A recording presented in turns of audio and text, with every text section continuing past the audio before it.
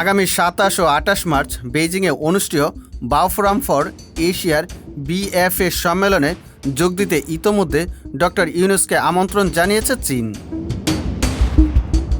বাংলাদেশের রাজনৈতিক পট পরিবর্তনের পর দুই দেশের সম্পর্ক গভীর করতে মনোযোগ দিচ্ছে চীন। এর ধারাবাহিকতায় অন্তর্বর্তী সরকারের সঙ্গে প্রথম দ্বিপক্ষীয় বৈঠক আয়োজনে সর্বোচ্চ স্তরের সফরে আগ্রহী বেইজিং। পররাষ্ট্র মন্ত্রণালয়ের কর্মকর্তারা জানিয়েছেন, পররাষ্ট্র উপদেষ্টা মোহাম্মদ তৌহিদ হোসেন আজ সোমবার দুপুরে দ্বিপক্ষীয় সফরে চীন যাচ্ছেন। আগামীকাল মঙ্গলবার বেইজিংয়ে তিনি চীনের পররাষ্ট্রমন্ত্রী ইয়াও ওয়েনের সঙ্গে দ্বিপক্ষীয় বৈঠক করবেন।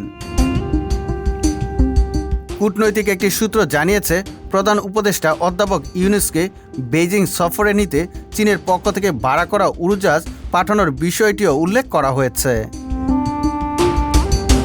পররাষ্ট্র উপদেষ্টার বেইজিং সফরের সময় প্রধান উপদেষ্টার চীন সফরের বিষয়টি আলোচনায় আসতে পারে। সুজিত মণ্ডল, সবার কথা।